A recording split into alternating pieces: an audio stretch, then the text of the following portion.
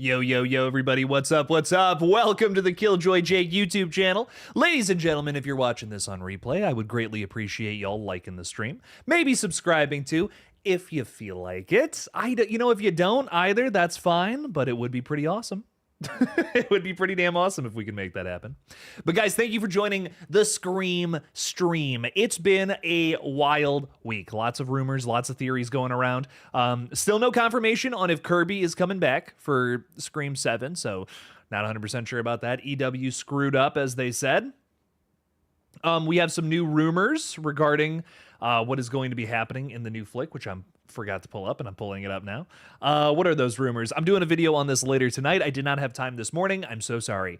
Some of those things are that the Ghostface mask is going back to standard white. I feel like that's kind of boring. I don't know. I feel like, what was nice about Scream 6 is we got a variation in the Ghostface mask. I kind of was hoping for something like that again here in 7, but no. There's a cat and mouse chase sequence behind the bar counter with one of the characters. So like sort of a little bit of a chase scene, maybe in this Sydney's coffee shop. That's going to be fun. And there's also a character who wears a plaid blue shirt, which if you know Scream stuff, you know that means they might be one of the killers. Ooh, what's up with that? What is up with all of that? But point being, we have a lot of fun stuff to talk about regarding Scream tonight, ladies and gents. So please throw it out there in the chat. What are you guys thinking about Scream? What are your thoughts and feelings? Scream 7, it's coming in like 5 months now. Thoughts? Let's hear it. What's up, everybody? We got Jacob Wells hanging out with us, saying it's always a good day when Jake is live and talking Scream movie news. Much appreciated, brother. What's up, Jake? How's it going, man? Love your name. Welcome in. Thanks for being here. King Matthew III, my liege, is saying, what's up, Jake? How are you doing today? I am friggin' fantastic. You can't join the stream because you're at the hospital with your wife. She went into labor yesterday. Oh, my God. Ended up having the baby, but I wanted to say hi. Oh, my God. Congratulations, dog. Boy or a girl? I'm curious. Let us know. Are you going to name it Stu or Sydney? It's one or the other. No, I'm kidding. Welcome in, dude. You have a theory as well for Scream 7. Ghostface is finally getting a win against Sydney to end the film. Not killing her, but putting her in the hospital to set up 8. And it's going to be Stu versus Sydney. I mean, hey, I could see a Ghostface winning. That could be fun. Something along those lines could be a good time. Hey, we'll just have to see. We'll have to see what happens, man. Jordan Curley is hanging out with us too, saying, sorry I missed the GullGotha stream last night. That's okay. We're doing another one on Tuesday, baby. 6 o'clock. We're going back to the water park if you guys missed it. I decided to quit everything I'm doing, and I own a water park now. So you can see the stream. You can see the streams of Water Park Simulator over on that page. They're going to be very fun. We're taking this all the way to the end. So if that's content you're interested in, go stop on by over there. It's gonna be a fun series for sure. I'm really excited to get a little more into that. RJ Skarenki is saying it's time to talk some Scream 7. You're damn right, Richard. How are you, my friend? Welcome in, welcome in. Paula Fitzhenry, thank you for being a channel member, saying hi. Hi, Paula, how are you? Gory Tiger saying, what up, what up, what up? How's it going? Welcome in. Are we excited for Scream 7? Are we excited for Scary Movie 6? I'm curious what you guys think about that. What do you think Scary Movie 6 is going to rip on, too? That's something I'm really curious of. I don't know if you guys saw my video from Sunday, but I talked a little bit about some of the things that Scary Movie 6 may be ripping on in terms of what they're going to get into with the Scream franchise, and I thought it was really interesting. So, seems like the hospital scene from Scream 5 is going to be a big thing for sure. Big part of that. Mr. Go Animator is saying, hello, Jake. How are you, Mr. Go Animator? Welcome in, dude. Gory Tiger, Paula. What's up, Gory? Kyle Gordon saying, what's up? So excited for Scream 7. Next year, Scary Movie 6. You enjoy both franchises. It's going to be a big year for, late 90s and early thousands horror fans, I think. We got a lot of good stuff coming up next year.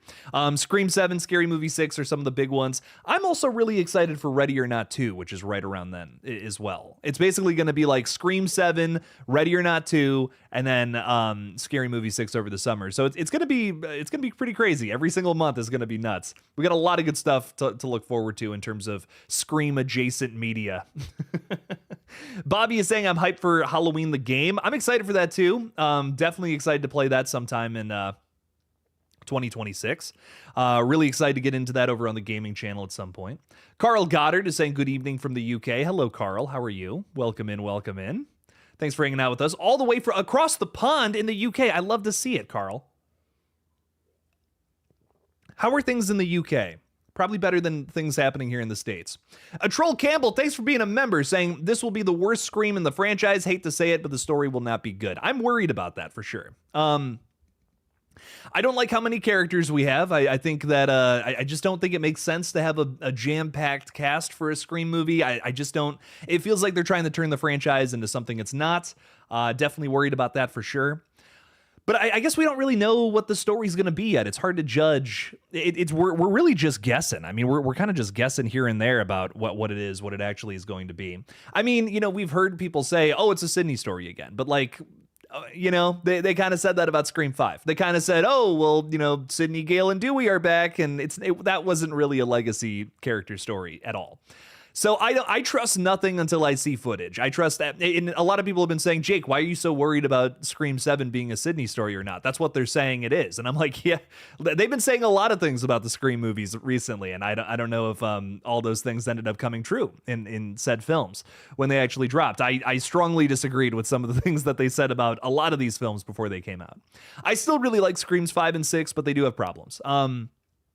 Scream 6, I remember they were talking about how this Ghostface was going to be different this time around. And I would beg to differ. I don't think the Ghostfaces were too much different than anything we'd seen before in the past. So I'm concerned. I am concerned for Scream 7. Of course, I want to see some footage, and maybe that'll clear some of that up. I'm definitely excited for a trailer. I don't think it's dropping this month like many people thought. You know, it is funny to me, though. A lot of the people who were saying that, oh, we were going to get a Scream trailer, you know, in the last couple of weeks, real quiet now. It's probably going to be November, but like I was saying, I can't imagine it releases any earlier than that. Next big release from Paramount is going to be, you know, that's horror adjacent, I should say, just to clarify there, because I believe they are releasing like some sort of dramedy next month. It's like Regretting You or something like that. I don't remember. I saw like a brief trailer for it or something maybe once. But the next like horror adjacent property that they have coming out is like perfectly almost a little over 3 months before Scream 7 releases, which is like typical marketing campaign for a horror flick, especially of this size. That's The Running Man on November 14th. So I am still very sure that that's when we're going to get the trailer sometime along then, probably attached to the film. It would make sense to do that at least. And that's actually early. Like a lot of people are complaining, oh, we got to wait that long. But like that's actually like a week or two early than when we got the trailers for the last two flicks. So we're getting it earlier than usual. I'm celebrating. I'm like, hell yeah, that's the perfect time, man. November is typically like time for horror stuff to dip. And now it's going to be Party Central in November now. So old Jake is excited about that, let me tell you. Cryptic Haze is saying, just a reminder for anyone who wants to see it but doesn't want to support Spyglass, you can wait till it comes out on DVD and buy it off of someone to not directly support.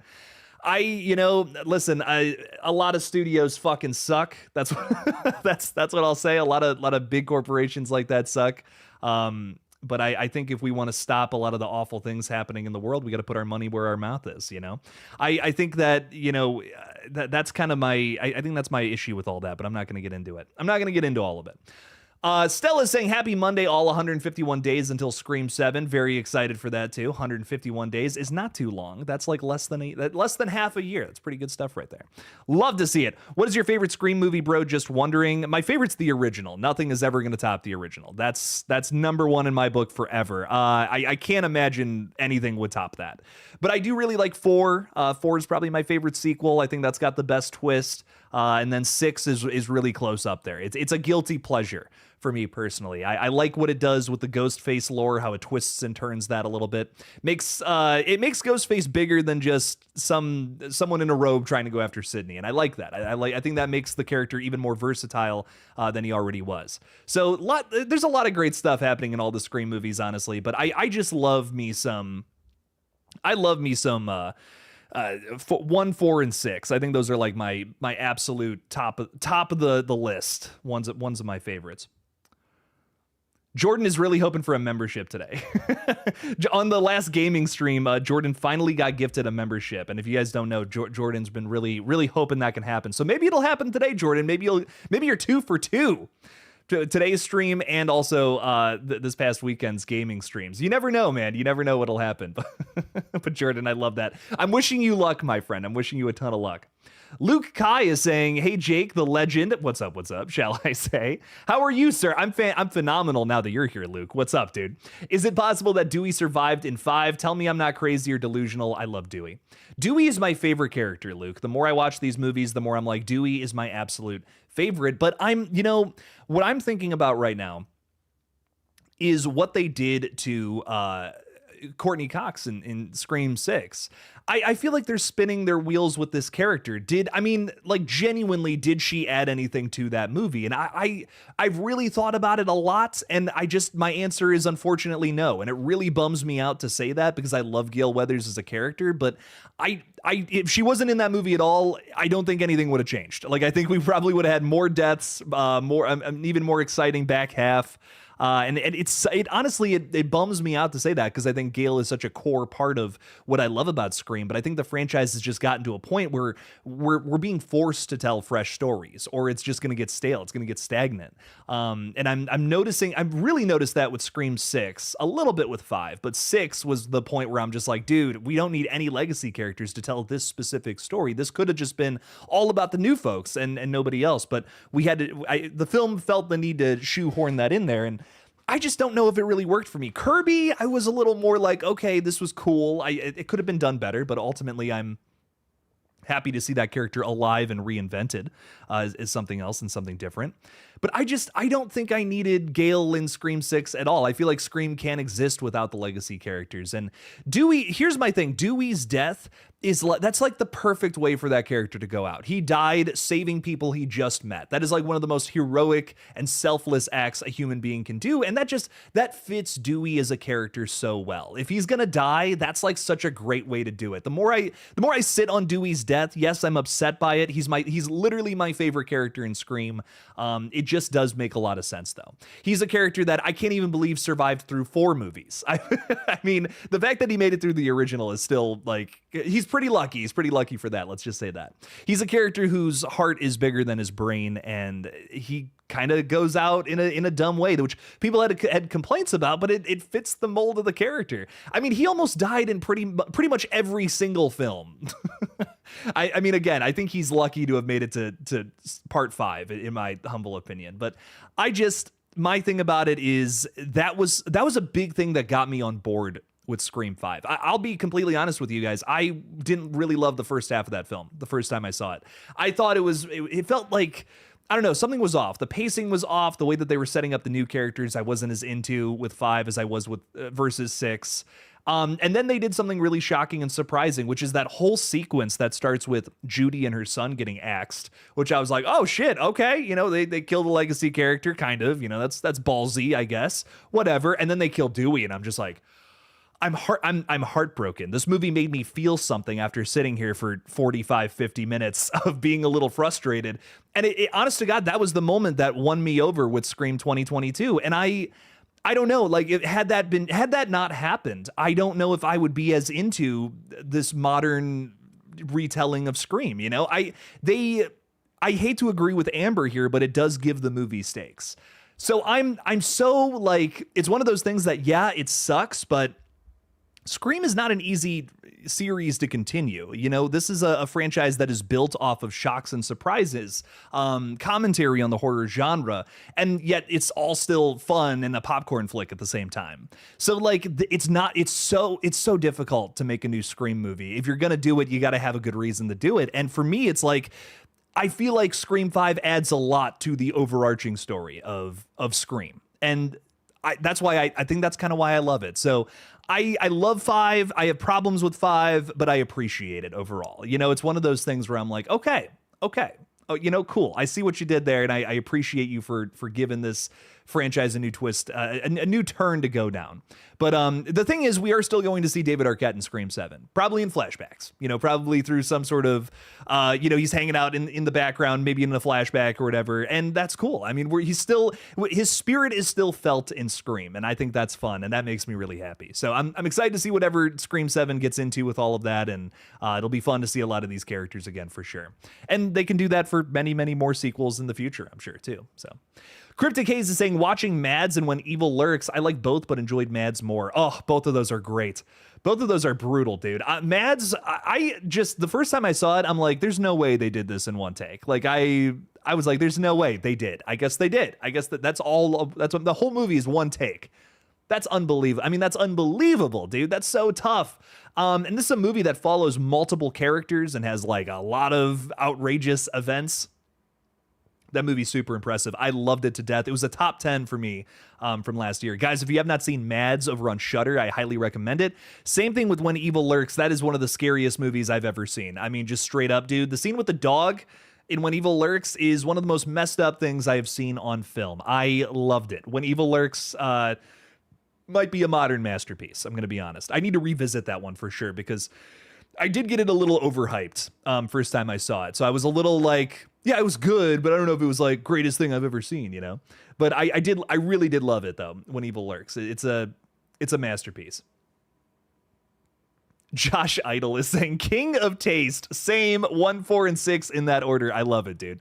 Scream 4 has the best reveal in all of the sequels, and I think that's another reason why I put it up that high. But Scream 4 does two things that just, it makes it my favorite sequel. That puts it up there as not a contender with the original. I don't think anything, nothing else from this franchise contests with that. But 4 is up there for me because it has a great reveal with Jill, and I think it has the best meta commentary of the entire sequels with the remakes. That's awesome. I mean, like, just really well done. It feels so punk rock, and it's also the final go around for Mr. Wes Craven. I feel like you can feel that in the film. Like, you can feel like this is my last time. I'm gonna do something, you know, ballsy and badass. And to me, the whole movie feels like he's just like poking fun at the Nightmare on Elm Street remake that just totally like kind of threw his original idea in the garbage in a lot of ways. And that whole movie just feels like it's making fun of it. It's like, well, what if those same people remade Scream? This is probably what they would do with it. There's a lot of that energy in Scream 4, and I love it. I really appreciated what Mr. Craven was able to do with that film. I feel like that's, out of the sequels, he did it. That was the best one for sure. My Chunky Jordy is kicking off our super chat goal for the day. Really appreciate that a ton. With a 1, another 1, and a third 1. We are 1/3 of the way through our goal for the day, ladies and gentlemen, and we'll talk Scream for a whole nother hour. I really appreciate that a ton, Gina. Thank you so much. Thank you for being a member. Thank you for supporting the page. You were all too kind, and I greatly appreciate that a ton. Wes Carpenter Flicks is saying, hey, yo, what up, Beards coming in nicely-ish. Huh? What do you mean ish? I'm doing my best here, man. I'm doing my absolute best. I'm trying to get this, trying to get a little more Abraham Lincoln, you know, and then finally Gandalf, you know, that's the goal is a Gandalf beard ultimately. So it's going to take me a couple of years, but we'll get there eventually. I appreciate that you though, Wes Carpenter Flicks. Thanks for being here, man. Thank you. Luke Kai is saying, hey Jake, what did you think about the movie Together? Easy top 10 of the year. That was phenomenal. Really loved that. I wish that the couples, well, I don't want to spoil anything, but how do you think they could have beaten the thing, whatever it was? So the movie is so fresh, I don't want to break it down, but I'm someone who doesn't look at the thing as a bad thing. I think that the movie wants, it's a metaphor. It's a metaphor for something. That's all I'm going to say. I think the whole movie is one big metaphor for one thing, and I don't see it as a thing to be beaten. That's what I'll say. Because I don't want to spoil anything, but at the same time, it's like, oh my God, I want to talk about that so bad. Together was excellent, though. I thought it was a 10 out of 10 movie. If you have not seen it, wow. I mean, like, dude, it's a bit of a mind-blowing indie thriller. I'm really excited because, okay, first of all, let me finish that thought. For me, Together is one of those movies that I feel like is so, like, I can't believe nobody thought of this, and I'm so glad we have it. Michael Shanks is also working on a brand new movie, which is in the works as of right now, just got announced to be picked up from A24. And it's called, and I'm not kidding, this is the title of it, Hotel, Hotel, Hotel, Hotel. That's 4 hotels in a row. That's what it's called. And it's about like a guy who's trapped in a hotel-like labyrinth, who who's trying to find a way out, essentially. Very Backrooms inspired, it sounds to me, but I'm excited to get into it. I love all his weird ideas, man. He's got a lot of weird, crazy, strange ideas, and I think this one's gonna bang. So definitely excited for it. Definitely can't wait for it. I love Together, and I want to talk more about it, but it's a little fresh for me to spoil as of right now. That's what I'll say. I look at it more as a metaphor for marriage. That's what I'll say. What else is going on? Gina has thrown a total of 5 $1 super chats out there. She wants to get us to the 10. She really wants to get us there. I really appreciate you a ton, Gina. Thank you. You're also saying that The Thing is a great film, but I'll never watch because I can't stand the dog scene or forgive it. I felt that way since '83. The dog scene is pretty brutal. If you go to that website, does the dog die or not in The Thing? I promise you it does, and it's brutal. It's upsetting. It's honest to God, that's a scene that doesn't get talked about a lot from The Thing, and I'm kind of shocked. Like, I feel like the scene that gets talked about the most is the arms through the stomach getting bit off, right? And then everything just goes haywire. That's the scene that I feel like gets the most chat, or the ending, who's the thing, who's not the thing, whatever. Which I actually have a theory about that if you're curious. Real quick, nobody's the thing. I believe that nobody is the thing at the end of The Thing. I want to hear, you know what? This is a great question. This is a age-old question about a classic horror film. Do you guys think that Childs is the thing? Do you guys think that, oh my God, McCready is the thing? What do you think? I just watched this movie and I'm forgetting characters. I'm like, oh man, I'm going to lose my mind. I don't think anyone's the thing. So if you remember, the joke, the whole thing at the end is that, Childs doesn't have any breath. You can't see any visible breath outside, but you can for McCready. But McCready hands him the alcohol at the end, and he takes a swig. And you'll notice on McCready's face, he actually gives like a little bit of like a sigh, a relief. I don't think anyone's the thing at the end, even though there's an argument to say that it is Childs. That's my argument, but I'm, again, totally up to interpretation. Mr. John Carpenter will never tell us. He's been asked quite a few times. I think most recently on the Colbert Show, not Daily Show. What's his? Colbert. I don't know. I saw an interview with him and Colbert saying it. That's all I remember. But I am curious what you guys think. Gory Tiger says it's Childs. You do believe it's Childs? Dude, for the longest time, literally for the longest time, I thought it was Childs, but that is really funny. David R. Oh, no way. Rest in peace to David R. Ellis. If you don't know who he is, he's the director of Final Destination 3, Snakes on a Plane. And wait, David R. Ellis? No way, dude. I just did a ton of research on him. Actually, wait, isn't he the director of Final Destinations 2 and 4? Yeah, 2 and 4. Yeah, did he pass away? No way, dude. No, he died. Okay, no. He's been dead since 2013. I was like, dude, did he just die? Like, that's awful. No way, man. Okay, no, he's been no longer with us for a while. Okay. I don't know. I was like, huh? What? No way, man. For a second there, I was like, oh, that's terrible, man. It's still terrible that he's, been gone for so long, but man, that scared me for a second. Mr. Go Animator is saying, hey Jake, your least favorite Scream characters.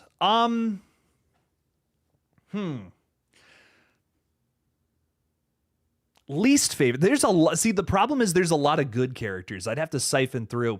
I don't feel like there's any characters I strongly dislike, but I do feel like there's characters who don't have like a ton of setup, like a ton of what's the word? Like a ton of personality that really adds any flavor to the films. There's a few characters in like 2 and 6, I feel, especially like those two films, maybe the most, that I feel are kind of just thrown into the mix. Don't really do a lot for me. I actually kind of like the characters in Scream 3. Some of them are a little too over the top, but some of them don't really, I feel, serve the story too much. They're kind of just hanging out with us, but I don't know. There's like off the top of my head, there's really no Scream character that I hate. Oh wait, I forgot. Hang on. I don't like Mrs. Loomis. Yeah, I'm sorry. Everyone and their mother loves Mrs. Loomis. I'm just not a fan. That's my least favorite Scream character. I'm so sorry.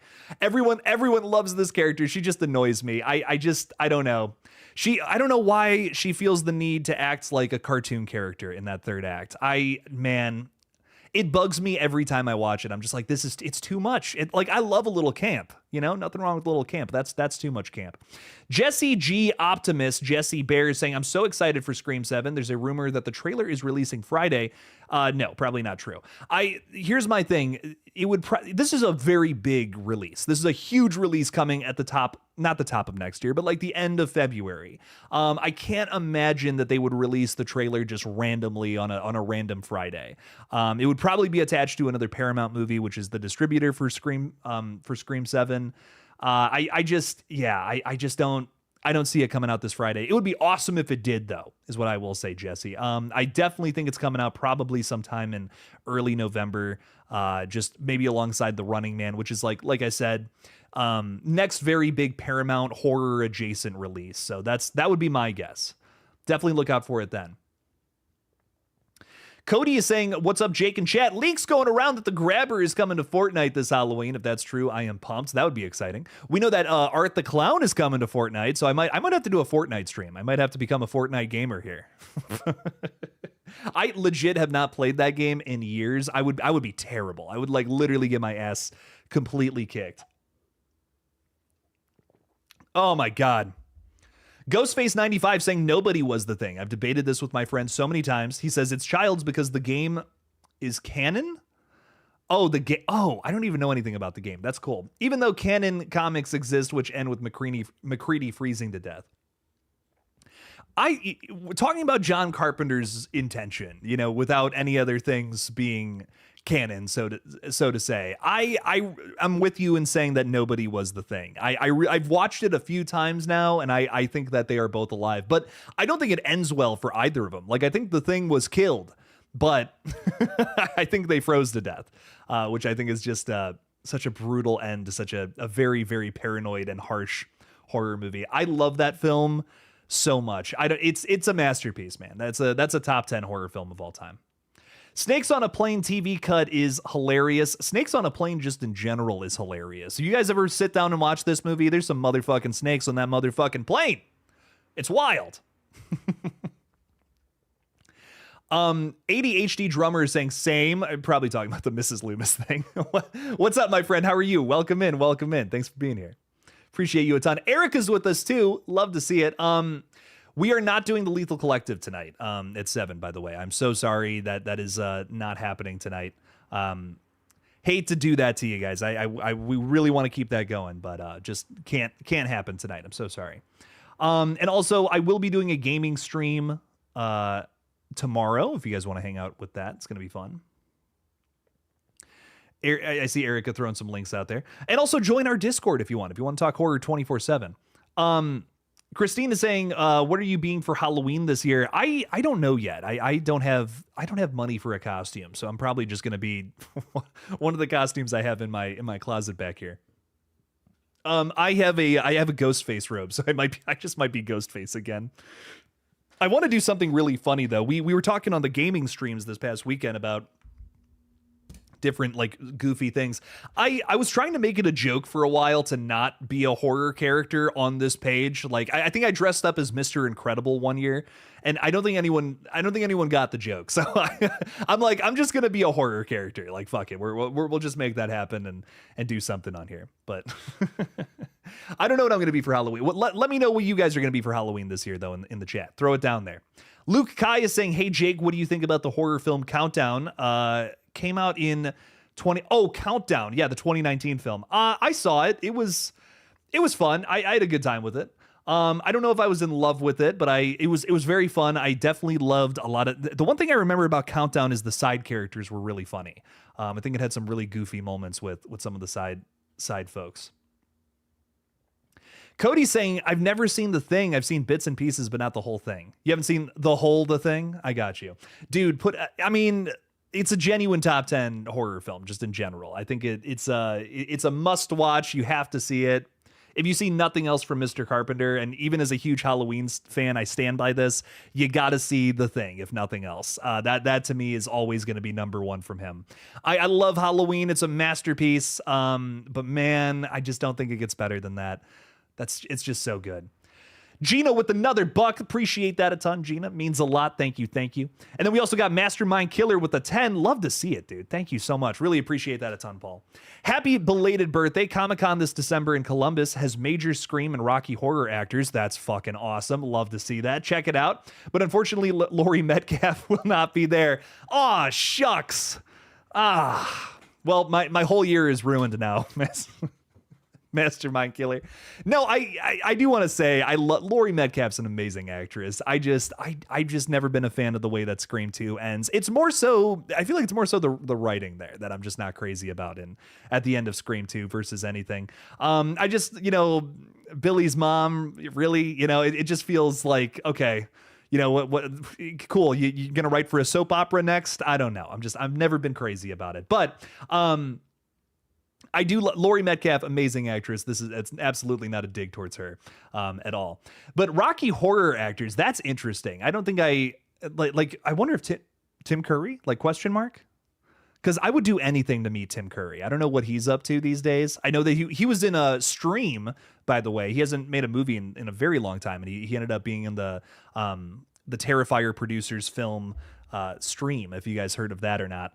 Really cool to see him in that. I loved that. That was sick. But if he's there, I'm going to have to scoot my butt down there, man. I'm going to have to make it out there for sure.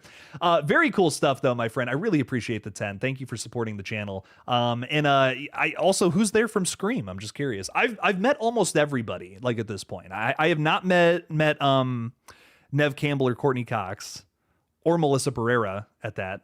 I would love to meet those three. That would be really cool. But so who did I meet? I met David Arquette, Matthew Lillard twice. I've walked past Roger L. Jackson, but I have never had the time to make that happen. Oh my God, who else? I met somebody else too, and I cannot remember who. I'm totally drawing a blank. I've met, Skeet Ulrich too as well. Yes. Okay. I remember these things. But yeah, that's awesome though. Susan Sarandon's going to be there. My friends and I always call her Susan Saran Wrap just because we think it's funny. Mastermind Killer, though, thank you for the 10. I really appreciate it a ton. Thank you, thank you, thank you. Gina's saying Jake tells Craven send lots of words. Ziggy sends lots of snuggles. I love snuggles. Thank you for the snuggles. Appreciate that a ton. Jose is saying VHS Halloween 2025, ladies and gentlemen. So I got to see VHS Halloween this weekend. And I have looked it up because I wanted to make sure I could talk about this here. The embargo has lifted. Guys, I'm begging you. VHS Halloween it's the best one. It is actually the best one. I am in love with this film. Every single segment hits. And I mean, I'm watching VHS Beyond again, and it's very good. All the segments are very great, but there are some that are lesser than others there. But Beyond, still really solid flick. I was putting that up there. I was like, dude, this is a killer movie, killer entry. VHS Halloween, it has officially dethroned VHS 94 as my favorite in the franchise. It is so damn good. And honest to God, big thing about it for me is that they finally figured out what to do with the wraparound. It has the best wraparound of the franchise, bar none. I mean, bar none, dude. Not even an argument there. And I don't want to say why there is a connection to this conversation, interestingly enough. But man, it does something that I think John Carpenter fans especially have been wanting to see for such a long goddamn time. And VHS Halloween, man, it's a banger. I think it's my new favorite in the franchise. Check it out this weekend when it drops on Shudder, and I'll have a review for it tomorrow morning. I am so unbelievably excited to talk about this film. It's from start to finish, it is so good. There's three segments that I think are three of my favorites in the whole franchise. And I don't think I've ever said that before about a VHS film. Three segments are up there, dude. Damn. I don't even like it would be nearly impossible for me to rank. I could just rant and rant and rant about this movie, but check it out on Shudder this weekend, guys. I'm not like sponsored or anything, but it's so good. Scale of 1 to 10 how good it is, an 11. Like, I'm so serious, guys. It is easily in my top 5 of the year without a doubt. Can you give us a spoiler? No. No, I'm not going to spoil it. Go watch it for yourself this weekend. I'm telling you, it's so good. Trust me. Trust me on this. Cody, it's amazing. Watch it this weekend. It's awesome. Mastermind Killer is saying who's going to be there in Comic-Con in Columbus from Scream. That's going to be Skeet Ulrich, Jamie Kennedy, Matthew Lillard, and Roger L. Jackson. I'll have to actually get out there because I want to meet Roger. I keep like missing my opportunity to do it. So at some point I'll have to do that. I have to make it out there if I can. Dev is saying back on the channel again. What's up? What's up, Dev? Welcome in. Appreciate you a ton. David Primero saying any comment on The Strangers Chapter 2? I made a whole video commenting on it. Major garbage juice. I was not a fan, but I will say it's better than the 0 out of 10 that was Chapter 1. I think it is definitely a better film, and that's for one simple reason. It actually came up with its own original sequences this time, unlike where Chapter 1 just stole everything from the original Strangers and Prey at Night. And I mean pretty much everything. I mean, 99% of that film is something that was literally stolen or borrowed. I'm shaking shit. I'm getting so angry from the first 2 Strangers movies, and just decided to repackage that as something significantly worse. Chapter 2, I have to give it credit, actually did come up with its own original shit. So respect to Chapter 2 for that. But I still was not crazy about it. There is just a lot of illogical nonsense happening in the flick that I just don't think makes a lick of sense. There's a few moments where kind of got the tension up, a few scenes here and there, stuff that once again was released before the film arrived, which bummed me out a little bit. I'm not even kidding, the best scene in the entire movie is Madeline Pesh runs into a bathroom, and the man in the mask starts axing down the door and grabs her by the hair and slowly yanks out a big chunk of her hair. If you think I'm spoiling that for you, I'm actually not, fun fact, because they released the entire scene online a month ago. And it's they did this with Chapter 1 with the nail, because the best part of Chapter 1 that's not something stolen from the previous 2 movies is when Madeline Pesh is crawling underneath, I think in a crawl space or something, and she gets her hand right through a nail. It's brutal. In this film, it's kind of the same thing. We have one little moment where there's kind of some crazy tension and shit, and they released it before the movie even came out. And I was a little frustrated with that. But again, I think that I've just pretty much given up on the Strangers trilogy at this point. The teaser trailer for Chapter 3 showcases and you guys probably have seen this by now. It's in the teaser, so I can't be spoiling it for you, because it's something that, again, this is not a leak by any means. This is something that they want you to know as fans. We see a shot of Madeline Pesh wearing a stranger's mask. She has now joined them somehow in Chapter 3. And mind you, there is zero setup towards that in Chapter 2. Like, absolutely not remotely anything has changed in terms of the dynamic between Madeline Pesh's Maya character and the strangers. I don't know how we could possibly get to that point in one movie, but here we are. I'm very frustrated. The Strangers, man, it is such an abomination, and I feel like they've done these characters so wrong. But hey, if in case you wanted to know who Tamara was, you get that answer in this movie. So we've all been asking ourselves that question since the first one. I man, furious walking out the theater for this one. But anyways, Gina's throwing another buck out there. Appreciate you a ton. We only need 2 more little bad boys, and then we're going to get to our goal today. Appreciate you guys a ton. Thank you for supporting the page. It means a lot. David's also saying the Strangers Chapter movie could be done in like a minute if they just use their brain cells. That's the problem. They don't need a grandiose like Strangers flick. Like, dude, the Strangers are just some randos who are deciding to wear spirit Halloween masks and go run around and kill people without a reason. They just want to do it for fun. They're crazy. It's that simple. And all they had to do was make another movie about a new group of people who are getting stalked and attacked by the strangers. And that's all they had to do. And it would have been fine. It would have been great. It would have been awesome. And they decided to do this instead. I don't know. It doesn't make any sense to me. I feel like maybe Brian Bertino needed money. That's my honest guess. And I hate to say it.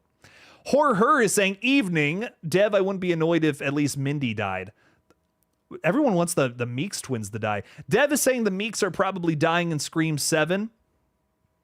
I mean, I wouldn't mind a shocking character death by any means, but I don't know. We'll just have to see. They're being brought back for a reason, so maybe that could be our emotional kill of the flick. We need some. I definitely think we need something to raise the bar, raise the stakes. You know, what could that be it? I feel like I don't think we're gonna see. We're not gonna see Sydney die. Gail's a big maybe. And then in terms of some of our new characters, I would bet a lot of them are probably gonna go in this flick for sure. We're setting up a lot of characters. Are they going to be meat bags or not? Well, that's the question, isn't it? Gina's also asking, what's with the story about the Looney Tunes Stu lookalike? Please no. Yeah, I don't know. I don't know about that. This is another rumor that's going around that I just don't buy. We have a new rumor coming out that's saying that Matthew Lillard is going to be playing a character that looks like Stu, who also has a smashed up face, broken up via a TV, or maybe a TV, I don't know. Broken, scarred up face, whatever, kind of looks like Stu, and then gets killed by Gale Weathers in the middle of the road because she now believes that it is Stu as well, but they find out it's not him. I don't understand how that could possibly be satisfying to Scream fans. And listen, while I am not a, Stu train, let's do this, let's make the Stu thing happen, I think I would be so mad for you guys if that's how they used Matthew Lillard in this flick. I would be furious. I'm like, are you kidding me? And also, mind you, this is a character who does not have any dialogue in the flick. I would literally be furious. I'd be like, are you, dog, listen, cast Matthew Lillard in something and don't have him talk. That's insanity. That is that's the craziest thing I've ever heard of in my life. Please, God, no. We need Matthew Lillard in any role needs to be able to talk. I mean, that's just, one of the best things about the guy, the way he's able to deliver some crazy ass lines, and his physicality, of course, too. But I don't know, man. I really hope that's not true. That's a crazy rumor, in my opinion. I want to see Matthew be brought back and hopefully play Stu in a flashback for whatever reason. Or, I wouldn't even be against him playing like a new character that gets to speak at the very least. You know what I mean? A new character who maybe is a good guy this time around, maybe a red herring for whatever reason, but ultimately ends up being on the side of our good characters here. That could be fun. That could be different. And with how meta this franchise is, I feel like that would work. It wouldn't feel too out of place. In other franchises, you could argue, well, that's a little corny, don't you think? Yeah, but this is the franchise where multiple times we have had the parents of the previous movie's killer come back and decide to, wreak havoc on the town. I mean, come on now. I would not be batting an eye at that personally. So I love Matthew, and I would love to see him a part of this franchise still, but that's not the way to do it. David Primero, thank you for the 5, saying Scream needs to give Sydney a happy ending and move on to a new set of characters. Maybe I could be the killer on that movie. There you go, David. See, you're thinking, man. That you're you're thinking with that, man. I've really had a lot of time to think about Scream, and I think what it is that people love these characters. People come to these movies to, learn about the next chapter in their life. That is a big part of Scream. And while I also love that, wouldn't it suck if we, Sydney comes back and we get something that isn't a very satisfying answer? I mean, how many times can we bring back the character of Sydney before it gets ridiculous, to the point where it's not believable anymore? Something that I love so much about Sydney is that there is a little bit of grounded, realism about her that we can kind of connect to, that trauma survivors can connect to. And if we just keep bringing her back over and over and over again, I feel like we're going to lose a lot of that. And I would hate for that to happen to Sydney. It's something that I feel like is lost now with the character of Laurie Strode after how many different interpretations we've had of that character, where there's absolutely no straight line with with her story. There's no good start to finish ending, in my opinion. If no matter what timeline you're looking at, she either dies via an off-screen car accident, she gets thrown off of the roof by Michael Myers, or we have this insane storyline where she's battling Corey Cunningham. There's nothing there's no longer anything good, no good storyline with Laurie Strode, and I fear that could happen to Sidney Prescott, and that would suck. That would bum me out so bad, because as of right now, where we stand, I think Sidney has like one of the best arcs. No, I'm just gonna say it, the best arc a final girl has ever gone on, like top of the line, cream of the crop. It doesn't get better than Sidney Prescott. So, let's keep it that way. Let's not mess with that at all, in my opinion, David. So I love Sidney, and I don't want this character to be ruined. And I think that's kind of why I want her to have her happy ending, So I'm very, very much so with you on that. Cannot wait to see what they do with the character here, because I think there is what I will say. That's why I still have faith in Scream 7, is I think there is still potential for a good story, one more good Sidney story with her dealing with her family. And there's a very specific way that they can go about this to make it work. And I hope that's what they've done. I hope they understand that Sidney is a character that is untouchable for a lot of good reasons. We'll just have to see. We'll have to see where it ends up going. And I'm keeping my fingers crossed they respect that legacy and they do something worth our time as a little like way to wrap up the story in full. Thank you for the 5 so much, David. Really appreciate your support of the page. Gina's saying, make a good film. I agree. Just make something good, make something fun. I do feel like there is a lot of expectations with the Scream movie from the studio. They think that we're not going to show up if there's not this or that or the other. But for me, like, just make a good Scream film. Just make stop worrying about what's working with literally every other franchise. Just worry about making a good Scream movie. And there's a lot of like outside influence being, I feel, just shoehorned in to Scream right now. And that would really bum me out if that ends up, delivering a lesser product than what it could be. So I'm really hoping that's not happening. Gina, thank you for the $2. Really appreciate that. David with another 2, killing it, y'all. Appreciate the support, fellas. Saying, imagine Sidney being attacked by the strangers. What are you doing in that situation? Sidney, I feel like, would fare pretty well against the strangers. It's not her first time going up against multiple killers too. This is 3 instead of 2, though. I will say that. So she's got one more little competitor there. But I feel like she would do fairly well against them. It would be a pretty even fight there. They are pretty smart killers, though, the strangers. They do some pretty crazy and insane things to play with their food and all that. But I feel like a big thing with the strangers is they're going after people who aren't used to the situation and easily scared. So that's why I think like Sidney would have a good shot against them. The strangers are also not used to having like a competent competitor. You know what I mean? I'm just thinking about the only 2 strangers movies that have ever existed, and there's not 3 more.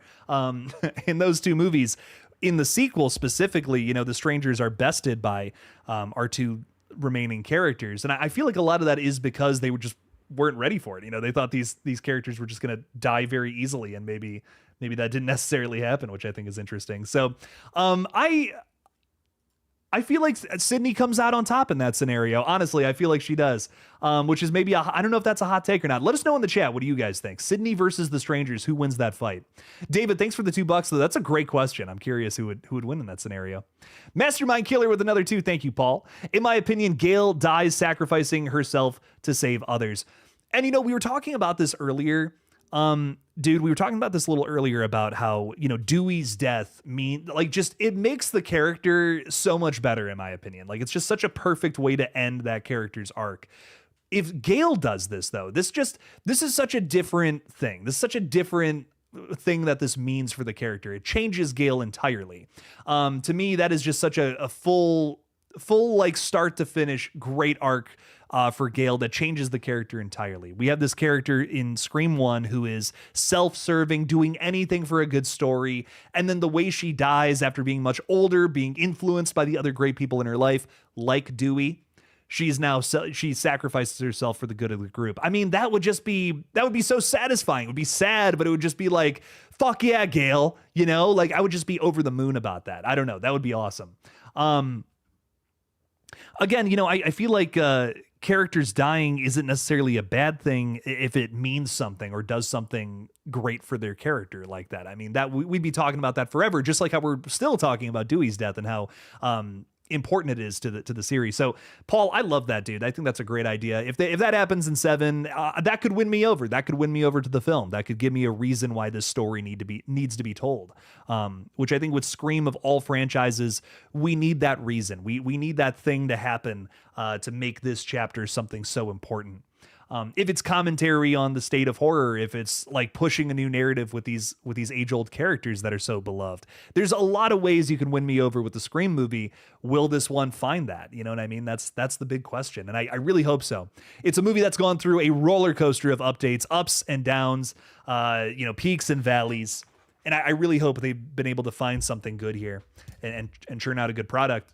You got to think too, Final Destination Bloodlines is a movie that also went through a lot of ups and downs, completely rewrote the script. It was going to be one thing at first and then got changed into, well, what it ultimately became. And in my opinion, it's a top 10 of the year. It's awesome.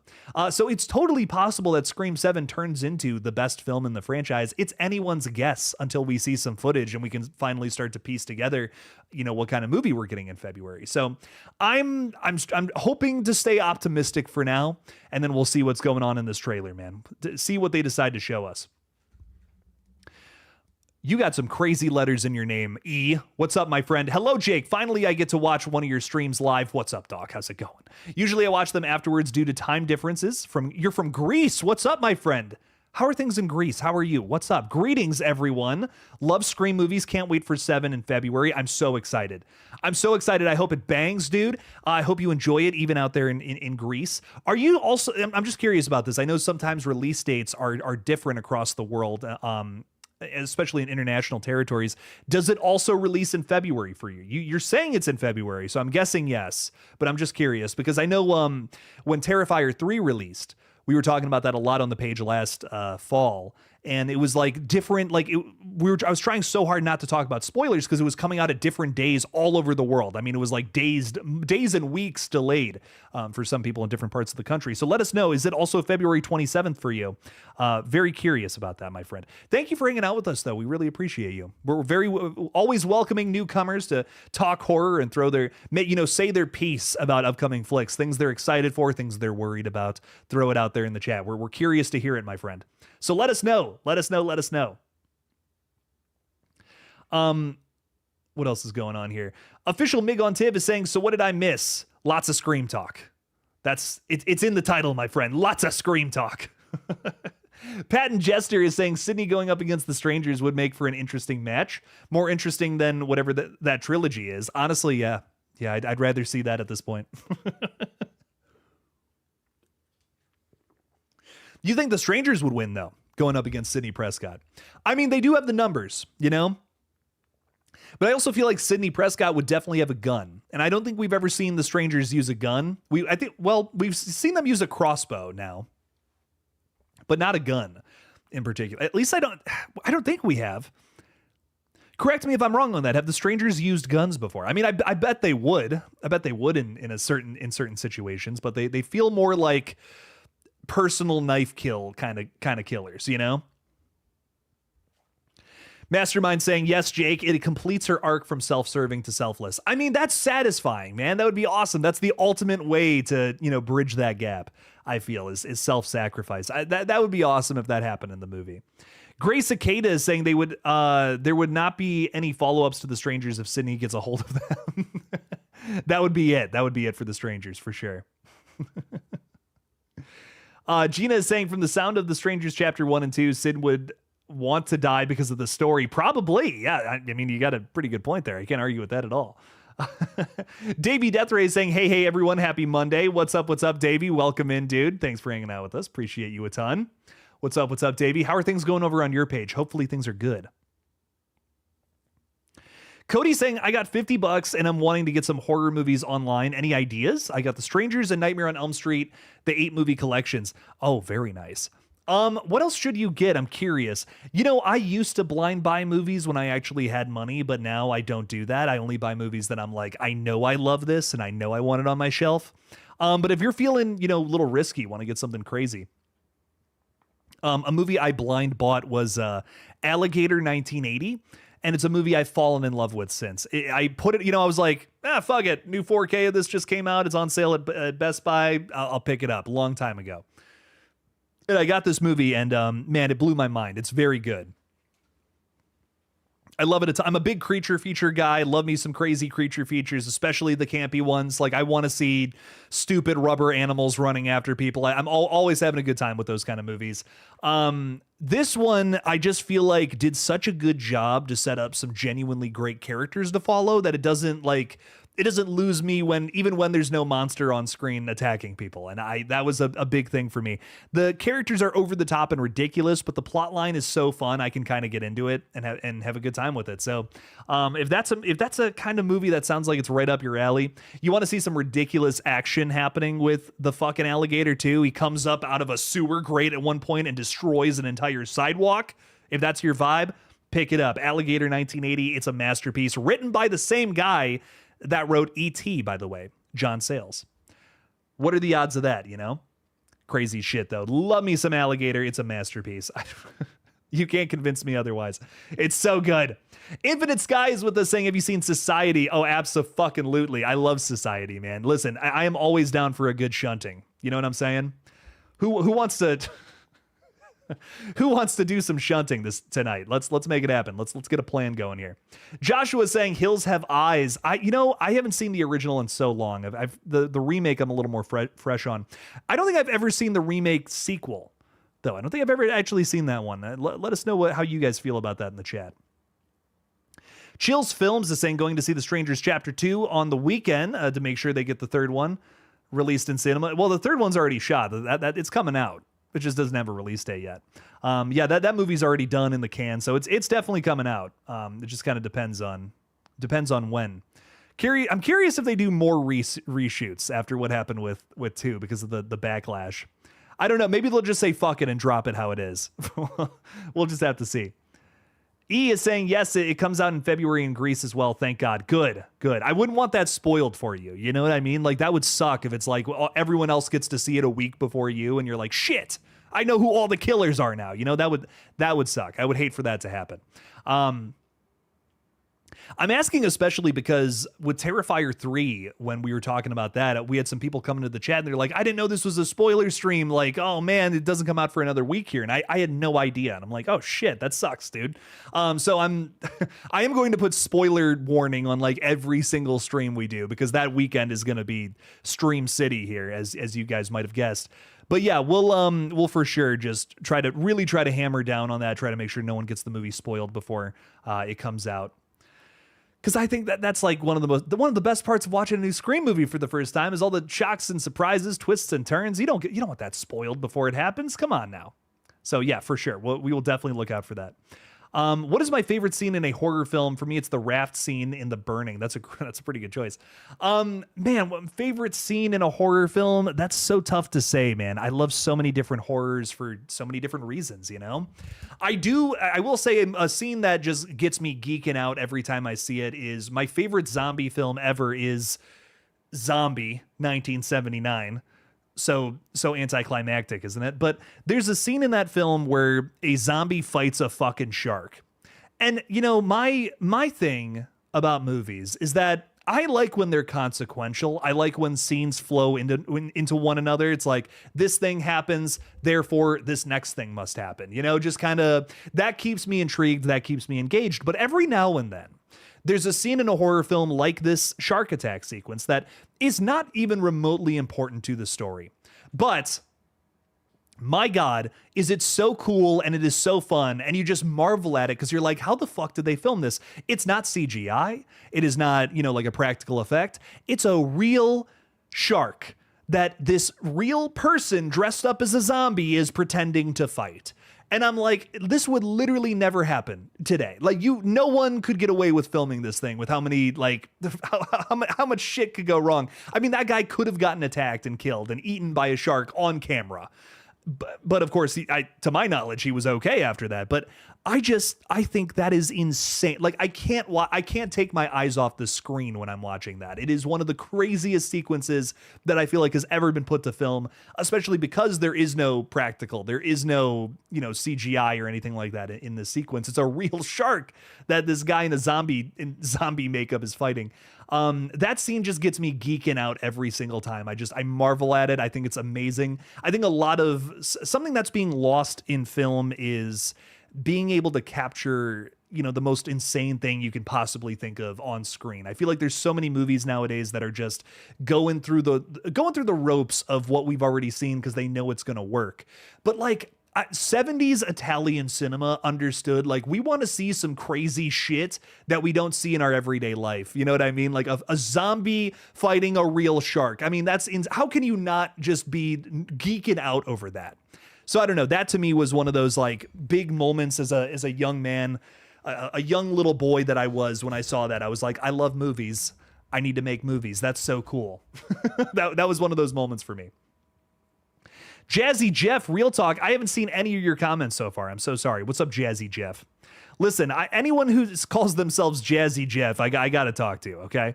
Especially you're a real talker too, and you like jazz. You like jazz? Let me know what's your favorite horror movie and what are you the most excited for? Let me know. Let me know down there, Jazzy Jeff. But yeah, dude, that's one of my favorite scenes in a movie, man. It makes me go nuts. Makes me lose my mind. E is saying, oh, trust me, I will be there day one, first preview. Hell yeah, dog. Hell yeah. I hate spoilers, especially in movies like Scream that have plot twists and everything, right? Like, you don't want to know that before it comes out. We talk about rumors and stuff on this page, but who knows if that's true or not. To me, what's fun about rumors is that it's almost like pitching a theory. It's just like, here's this thing that could happen in Scream 7. How would you guys feel if this happens? That's kind of what I try to do in my videos, because I think it's interesting. It's a conversational, and I think that's kind of what I like building this channel off of, is like just film dissertation. It's like, would you like if the franchise went in this direction or not? Is this the right time for that? There's so many factors that I feel like play into a good horror film like this, and that's one of my big things about it. I love that. I love that so much about these different series, the different directions that they can take. And Scream is one of those movies that, like, the possibilities are endless moving forward. So there's so many different things they can do, and I'm really excited to see what happens next. Chills Films is saying, thoughts on the Wrong Turn franchise. I kind of love that franchise, but I also kind of hate it. I'm very on the fence about it. I will say Wrong Turns 2 and 4 from like that original run are probably my favorites. Wrong Turn 4 is it's one of those movies that I can't remember what film, but there's a preview for it before, like on the DVD of some movie I owned when I was really young.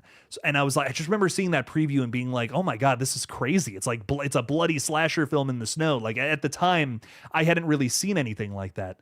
So I remember putting on Wrong Turn 4. I think that was my introduction to the franchise, and being like, this is like the most mean-spirited evil shit I've ever seen. Like, what? That movie blew my mind. I think I saw that one, and what else? Texas Chainsaw Massacre: The Beginning around the same time, and those are very similar flicks. And I kind of love them both, even though I do feel like they're a little mean-spirited, But I think slashers need to be pushed to that arena sometimes, and that was a really good example of both those things. But honestly, my hot take about the Wrong Turn series is I think the remake's the best one. That was really well done. Really enjoyed that film from Mike P. Nelson. I just feel like in terms of concept, they gave me something way more interesting to chew on than just typical, by the numbers slasher that a lot of those movies kind of are.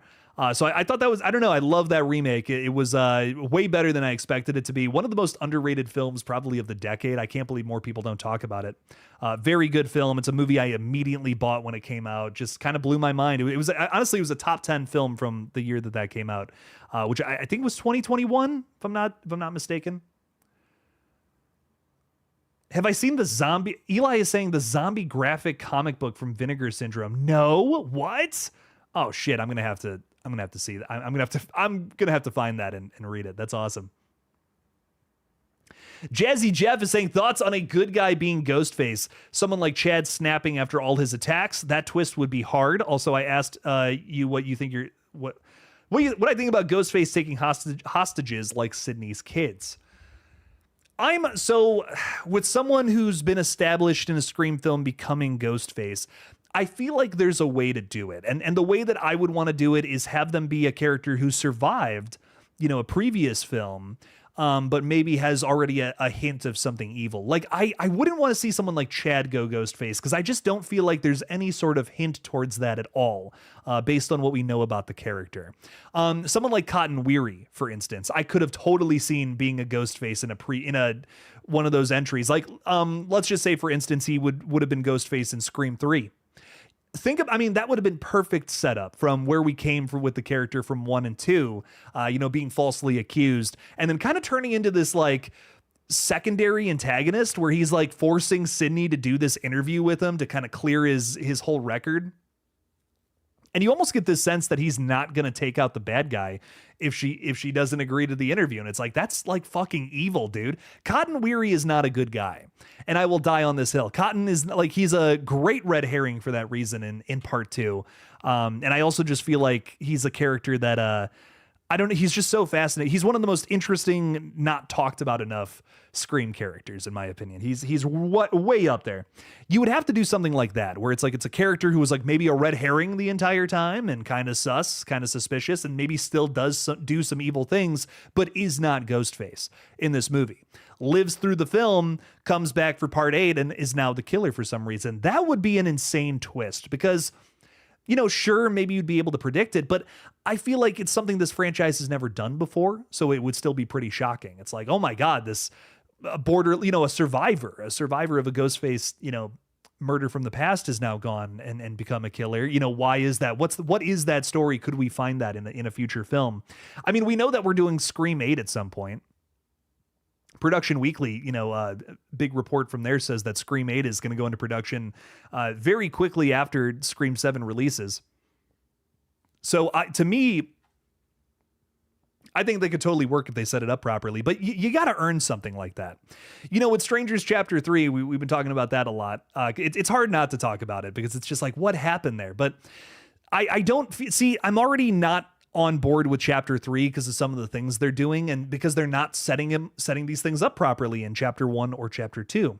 We're seeing Maya wearing a stranger's mask, and like that could be a cool plot line if you do the work, if you take the steps to get there. But like my biggest problem with the Strangers overall, outside of the mystique that I'm constantly complaining about how they're shattering it, my biggest issue is the fact that nothing feels consequential in here. Like, it's just kind of like Chapter 2, for instance, she's getting chased around the hospital. Now she's getting attacked by a boar. Now she's getting picked up by, these people on the fucking side of the road. And the one guy's being real creepy to her. And that doesn't go literally anywhere. Gregory drunk drives his way out of the movie in the third act. There's no point to watching The Strangers Chapter 2. Nothing changes. I mean, you could have just watched Chapter 1 and moved right into Chapter 3 with how it stands right now. I don't feel like there was any sort of consequences to what came before or what happened in this new film. I mean, I guess we learned who Tamara was, but I don't know how that's going. I don't care how that's going to affect the next film. It didn't, just nothing cool about it as it stands right now. But I feel like, to me, that's something that needs to be earned. Just like how I don't feel like it's going to be earned in Chapter 3. It's probably a cool idea, but you got to take the necessary steps to get there. But anyways, getting back to this. What else? Oh, wait, hang on. Hostages. I love the idea of Ghostface, kidnapping the kids to like lure Sydney out somewhere. If that's the setup for the third act in Scream 7, I'm here for it. That's awesome. Because that's what I feel like the horror of Scream 7 has to be. Not Sydney getting chased around by Ghostface anymore, but the kids, her immediate family, being in danger. If it's anything revolving around that in Scream 7 is probably going to work for me. Definitely here for that. Davey Deathray saying, will Scream 8 close out the timeline for the franchise so they can reboot it or bring in a whole new cast of characters? I I honestly, I feel like they can just close out the Sydney storyline. She can pop into new movies, as they come out, if they want, if Nev Campbell's available. But I don't think we need too many more chapters in the Sydney story. Like, I would argue it's been over for a while. Bringing her back at this point, I would say is a stretch, but I'm open-minded to it. I'm open-minded to seeing what else they can do with the character. I want a new cast of characters personally. I also want it to be like a new cast of characters that they're actually putting time and effort into setting up properly, so we care about them. I mean, why did people not like the new characters in Scream 5? It's because look at how much time is spent trying to do something with Dewey Riley in that film. And where I think that's effective, I feel like they didn't really do much with, Gail or Sydney. It's to me, Scream 5 is like we're dipping our toe in one pool and then we're putting an entire foot in the other, and then we're kind of reaching into we're back and forth. We're being indecisive with which way we want to take it. And I think if a new Scream film just goes 100% all in on new characters without any sort of nostalgia being shoehorned in there, we're gonna get a good film. But it completely depends on if they decide to go head first, diving straight on into the one pool, opposed to dipping their toes in both, which I feel like has been the problem with these last two flicks. Is it feels like we've gotten two stories happening at the same time that are both undercooked. And that hasn't resulted in some of the best things going on. So if they go one way or the other, I think it's going to work. But I fear that Scream 7 is once again going to be dipping our toes in both of these pools. We have, some of the new characters coming back for this flick, which is going to be fun. But I worry it's going to be like a Sydney story and half like something else going on with new characters. Just like go all in on a simple contained murder mystery with some brand new characters. 8 people in the cast, some big names, and it's a Scream movie. Ghostface is going after a new target. It's somebody at like a new high school somewhere, brand new set of characters, brand new just situation, brand new town. That's what I think. If they're going to do a reboot, if they're going to have new people, that's what they have to do. I'm really excited to see another Sydney story, and I hope this is done well. But I think that's what they ultimately need to do to keep the franchise going, because man, Scream isn't going anywhere. You know what I mean? Scream, they're going to keep making Scream movies. Would you rather them be good, or would you rather them, ruin Sidney Prescott as a character? For me, it's like, I don't want to see that. I don't want to see that happen. She's such a good character. Please don't do what you did to Laurie Strode to Sydney, Pat and Jester is saying, yo, Jake, have you seen the Screamboat movie yet? Just curious because I watched it yesterday and I actually enjoyed it. I also watched Weapons 2, which I absolutely loved. Definitely a top 10 for the year. I had a blast with Screamboat. It is hilarious. I was just cracking up, falling out of my seat laughing at one point. Honest to God, it's one of the best... I think it's one of the best public domain horror movies, just because it actually kind of hits on a little bit of Disney commentary, which I liked. I was like, okay, shit, this movie's a little punk rock, little angry. I vibe with that. That's fun.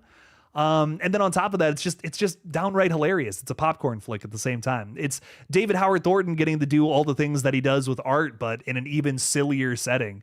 So if you like that about Terrifier, you're gonna love it in Screamboat. Oh my God.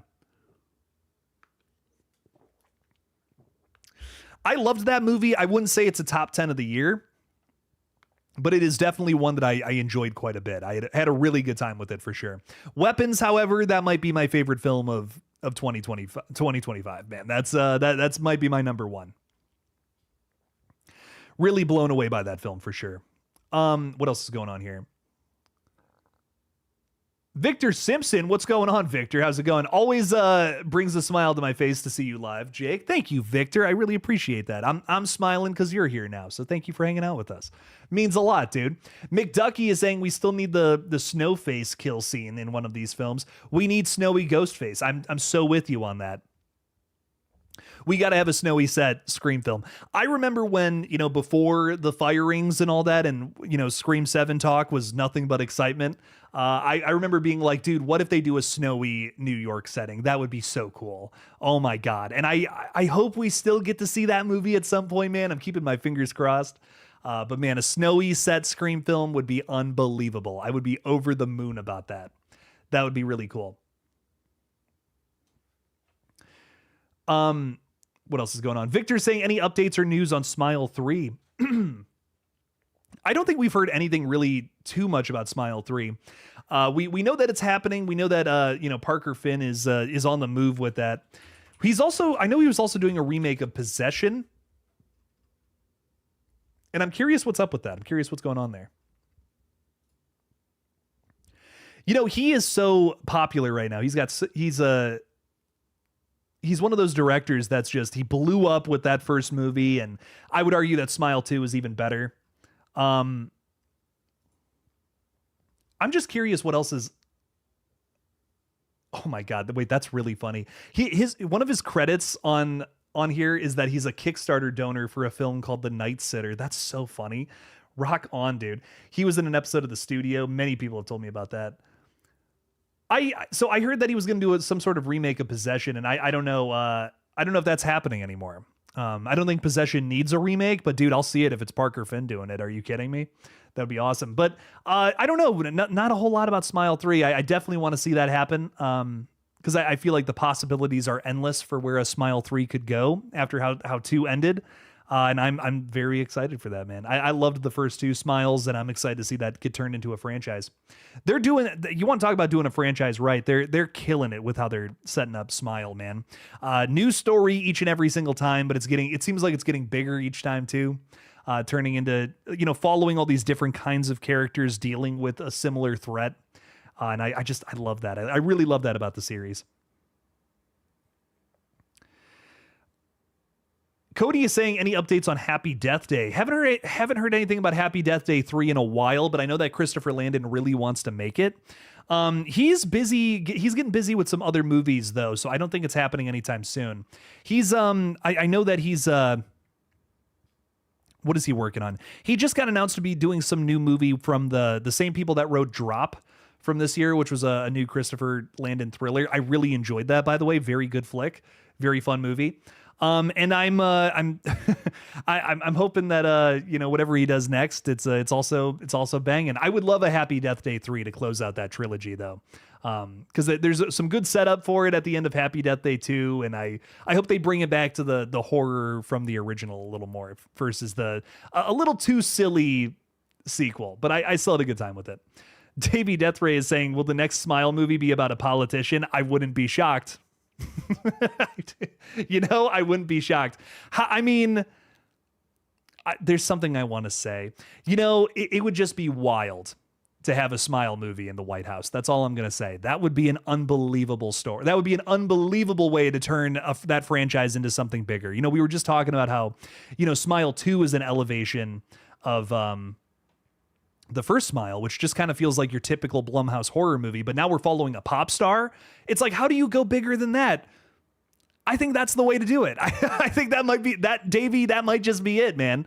That would be that would be insane. The stakes would be so high. Holy shit. I could get into that personally. Official Mig on Tiv is saying, I've seen The Long Walk yesterday. It's a good movie. I loved The Long Walk. I cried my brains out watching that movie. Jesus. That was a rough one. That was a rough one, but man, I loved it. That's a top 10 of the year, I think, for sure. Long Walk was a banger. Probably, honest to God, I'd go so far as to say one of my favorite Stephen King adaptations, and maybe that's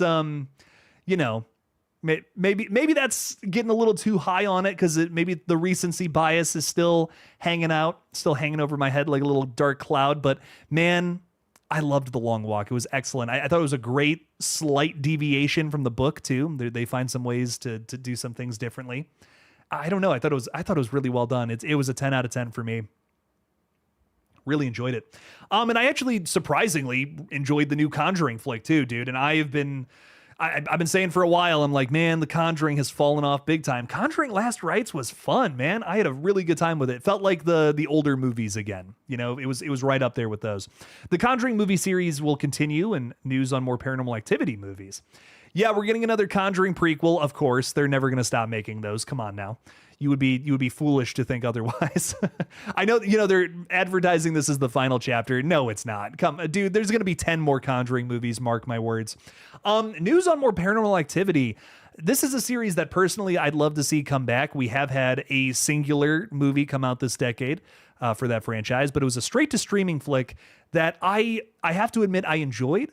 But maybe not the best from the franchise. I had a good time with it, but I understand why others maybe did not.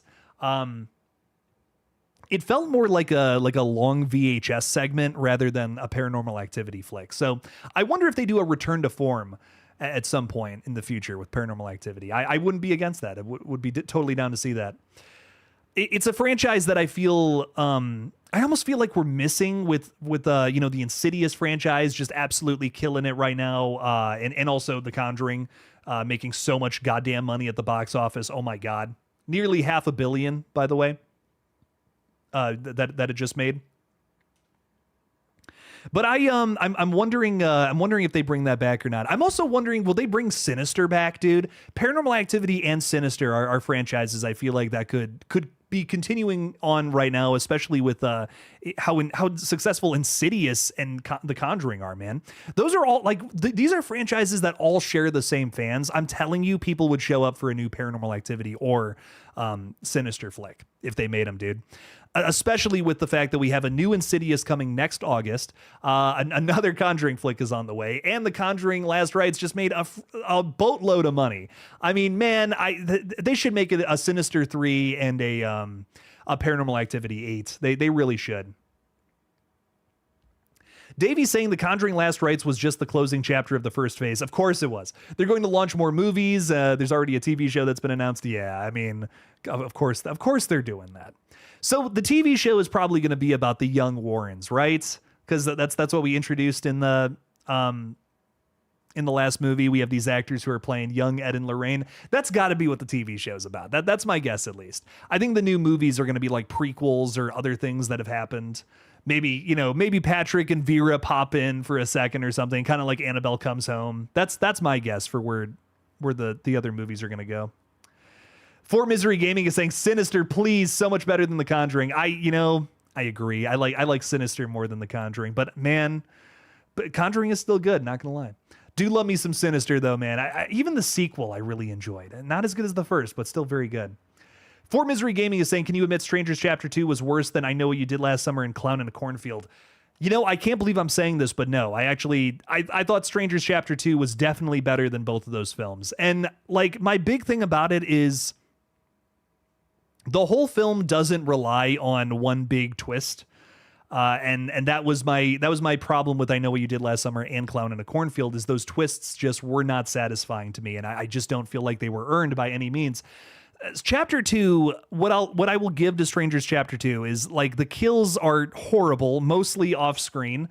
There's for Misery Gaming, I think it was you who pointed out, yeah, there is one on screen kill, an arrow gets shot through somebody's head, but dude, that's boring. Come on. I mean, there's no kills that have been worth my time in both Chapter 1 or Chapter 2 in a slasher film. Dude, it's a slasher movie. You got to give me a good kill. Come on, man. At least one. You don't have to, not every kill has to be Terrifier, but give me something, at least something to be terrified of. Nothing. Chapter 2, at the very least, does have some decent chase scenes and some good tension building. And that's why I'll give it at least a 2 out of 10. I Know What You Did Last Summer, I was annoyed and bored most of the time because the characters were so poorly written. And Clown in a Cornfield's twist is abominable. It is I think it's one of the worst twists I've ever seen in a movie. I swear to God, I don't think I've ever seen something more obvious or in your face in my life. Yikes. I mean, I'm convinced the dialogue was written by ChatGPT in that movie. It was so bad. I don't know. Both those movies made me want to put headphones on and not listen to the dialogue that was being crammed down my ears. At least with Strangers Chapter 2, I didn't have a headache leaving the theater. So I give it that. I give it that it was a little brain dead stupid, but it wasn't oh my God, I literally want to leave the theater right now. I'm so annoyed with what's happening on screen. So, it's a little better than those. I don't agree, man. Strangers Chapter 2 was so bad, and you hate on it, I know so much. I'll give Chapter 2 its dues. It does do some things better than Chapter 1, but it's still bad. It's still very bad. I think we agree it's bad. For Misery Gaming, I think we can agree on that for sure. Victor Simpson is saying Sinister was so creepy, yet so good. The soundtrack alone was creepy. I totally agree. The music for that movie is excellent. Oh my God. Loved the soundtrack on that one for sure. E is saying, I hope they don't drop the commentary element in Scream 7. Love it about this series, but I'm not sure what else is left to be said after Scream 6. I feel like Scream 6, I feel like they really just ran out of ideas of what to hit on, in the space. And I feel like especially after 5 kind of tackled the requel thing so much, it's kind of like, well, what else do we talk about? That's like has a wide appeal enough to be able to, have a Scream film talking about it. I guess they're going to do a little bit of commentary on AI in film. And that to me is interesting. I feel like just do something simple, like have Ghostface utilize AI in some way, shape or form. That enough would be, that would vilify it. You know what I mean? Showing the villain utilizing this tech would be showing, hey, it's evil. I mean, another thing that might come off as too subtle to you, but take this into consideration. The Apple Corporation does not allow villains to use their technology in film. They actually would go so far as to sue people for that. And there's a reason for that. They don't want it to be portrayed as villains use this technology in film. And again, I feel like when you show a villain utilizing something to push their agenda, that vilifies the technology on top of who they are, what they represent in a film. So to me, I think that could work. I think that could work to, say something about how AI is a threat to the entertainment industry. I mean, we literally had a very big news article this past week about how a AI actress, which is not an actress, it's a computer program, is potentially going to be in upcoming movies and TV shows. That's fucked up. Fuck that. Hire a real person. Grow a spine, studios, is what I say to that. So I think that could be an interesting new arena for Scream to tackle, because it's still movie commentary. It's just not specific to horror. It's a little more of, we're branching out from that, and that could be a cool way for Scream 7 to do something new. I'd be into it. I'd be down for them to try it at the very least. Will we ever get a sequel to Malignant, asks Fort Misery Gaming. That's a good question. I hope so. That could be a franchise, dude. That's a weird but really well done franchise. You want to talk about a slasher series that's doing something different? Malignant is fucking out there. I don't even know what you would do with a sequel, because I feel like that's a movie that does rely on its twist, but it works. What would you do with a sequel? I mean, you'd have to have somebody else, getting attacked by Gabriel opposed to Annabelle Wallace's character, right? Because we know, because of what we know. I don't want to spoil it if you haven't seen Malignant, because that's I'm not even kidding. Malignant's twist is one of the best of the decade, so far up there, dude. Oh my God. Yeah, I don't know. I don't know what you would do for a sequel. That's such a tough thing to tackle. That first movie is so good though. And it does kind of lend itself to more, doesn't it? I would love more. I would love for someone to try. Would love someone to write a script for that. Pat and Jester is saying, screw the Strangers trilogy. That's all I'm going to say. I mean, hey, fair enough. How would you feel if they remade or rebooted Pumpkinhead? Pumpkinhead's great. It's such a great movie to put on during this time of year. That's one I got to watch before Halloween season's over, man, or I'm going to lose my mind. I didn't watch that one last year, and I feel like I missed out. Pumpkinhead's so much fun. There was, a few years ago, they were talking about doing a new Pumpkinhead, and I don't know if anything came of that. I really hope something is, though. I would love to see another Pumpkinhead movie. I mean, for God's sake, we're getting a, what is it? The Hand That Rocked the Cradle remake here in a couple of weeks, but we don't have a new Pumpkinhead, I want a new Pumpkinhead. That would be fun. Come on now. Every franchise, everything's turning into a franchise at this point. Let's get some more Pumpkinhead for sure. Devontae Arnold is saying Scream 7 could be the best one. We all know the first one is untouchable. What if Kevin was some crazy different twist and intense moments better than what Wes gave us? I don't know. I think it's sacrilege. Man. Scream is it's a movie just like Blair Witch Project, in the sense that it just came out at the perfect time. It was the right time, the right place, and it changed the game forever. For a new movie in this franchise to do that, it would take a lot. You know what I mean? What kind of movie could change the game right now? I mean, it's a question that I think is on every horror fan, every horror creator's mind. I don't know how you do that. I don't even know how you could do that. It's a tough question. It's a tough thing to figure out. That's why I just like nothing's going to top the original for me for that reason, you know. I think Scream 7 has the potential to be good, you know, but like I don't think it's going to change the game of slashers again like the original did, you know. With that being said though, I will argue that some movies have had so much influence that despite their quality, they have kind of changed the game in their own unique ways. The Halloween franchise is one of the only horror franchises out there that has done it in multiple movies. I would argue that Halloween 2018 totally changed the game, dude. And I don't think it's a 10 out of 10 movie. I like it quite a bit. I wouldn't give it, perfect score by any means like the original, but Halloween 2018, in my opinion, is the reason we have so many requels, because that movie was so popular and just, completely blew every sort of expectation out of proportion. It just had so much influence, I think that's my thing. You don't have to be a 10 out of 10 perfect movie to totally change the game and to hold it up to that standard. So I'm curious if, a new movie in an existing franchise could do that again. Could Scream 7 be that? Could, we have so many franchise continuations coming out soon. Could Terrifier 4 be that? You know what I mean? It's always an interesting question. I feel like Weapons was that movie this year. I feel like that was such a game changer. So what is that going to be moving forward? I would love to see it. Would love to see a new kind of concept explored that you can kind of copy and paste into other series, see what they do with it. I mean, Scream 5 wouldn't exist without Halloween 2018. I feel like the new I Know What You Did Last Summer wouldn't exist without Scream 5 or Halloween 2018. It's taking that same format and applying it into its own franchise. So what's that next movie that's just gonna be the trendsetter? What is that gonna be? I'm always curious to see for sure. Pat and Jester is saying, how would you feel if they made a sequel for Abigail? I seriously want a sequel for that movie because it's such a fantastic vampire flick. Alicia Weir killed it.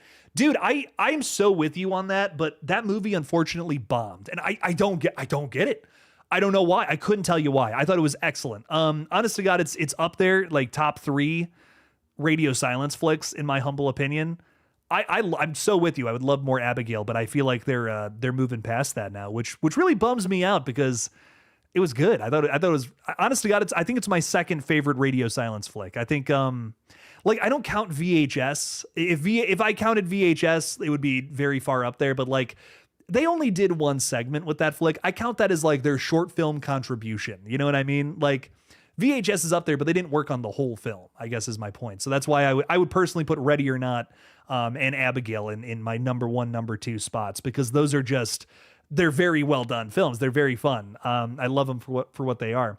They have great characters too. That's whenever people criticize Guy Busick, they're like, "Oh man, he's a shit writer." I'm like, dude, watch Abigail and Ready or Not. The character work here is impeccable. I mean, like genuinely impeccable.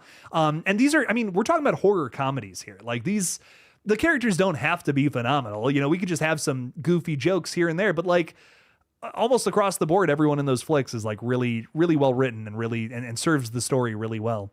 So I don't know, man. I'm a Guy Busick fan. I like his writing, and I love both those flicks a ton. So Abigail, Abigail didn't deserve to bomb. It deserved a little more love.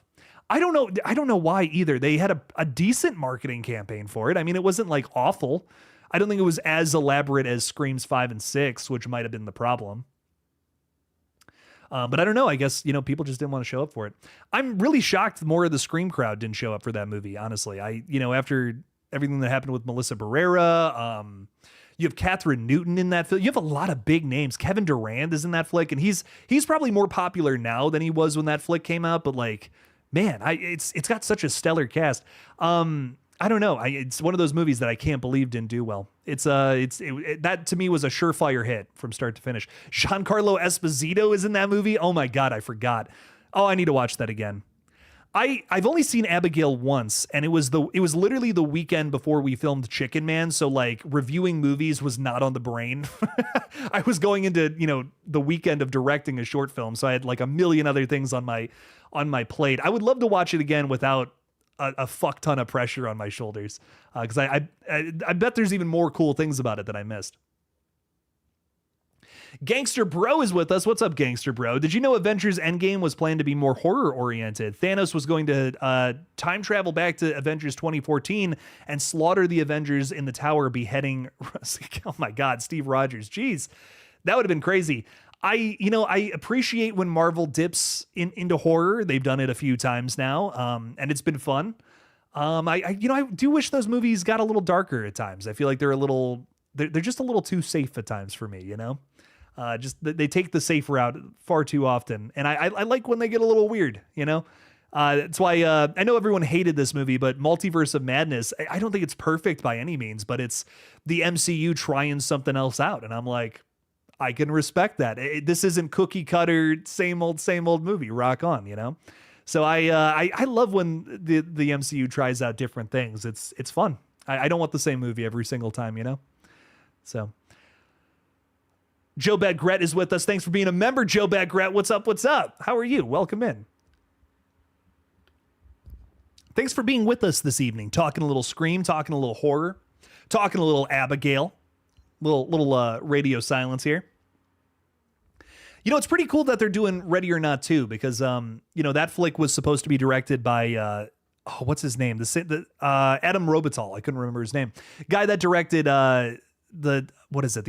Is it The Taking of Deborah Logan and Insidious: The Last Key? And then they were like, no, we're going to fuck it. We're going to direct this. Let's do it. And I thought that was awesome. I was like, okay, mad respect, guys. Rock on. That was a ton of fun. See them, tackle that project, do that sequel. It apparently takes place right where the first one left off, which is really exciting. I can't wait to see what's going on there. Catherine Newton has recently been confirmed to be Grace's little sister, which is cool. And there's a whole new family that we're getting ourselves invested in, which is crazy. So I'm very excited, really excited to see what that one's all about. Ready or Not 2 is going to bang. I hope Scream 7 bangs. Scary Movie 6, very excited for that too. Lots of good stuff on the horizon, ladies and gentlemen. 2026 is going to be nonstop. It's going to be chaos. But guys, so much love to you. I think old Jake is going to be signing off. I have a very hungry woman coming home to this apartment that needs some pot roast, and I got to make that happen. But guys, I will be live many, many, many times this week. We'll be live tomorrow. We'll be live on Wednesday for a little watch party of VHS Beyond. Really excited for that. And then it's VHS week on the page pretty much. We're going to get a lot of different reviews out. I have a review of VHS Halloween dropping tomorrow morning. Spoiler free, of course, because the movie isn't out yet. And then Friday night, we're going through the different VHS segments and we're ranking them. There is a fuck ton of them now with 8 movies. So it's going to be probably a pretty crazy long stream. So definitely stop on by for that Friday night. It's going to be a lot of fun. Guys, so much love to you. One last thing I will give to you all or say a little piece of advice is the loved ones in your life, be kind to them and don't be afraid to say I love you to people. Because you never know. You never know when it's going to be over. So just give a lot of love to those special people in your life because you never know when the last time you're going to talk to them is. So much love to you guys. I really appreciate you all for hanging out with me as always. Thank you to everybody that supported the page. And as always, don't forget to kill it out there, y'all. Peace out.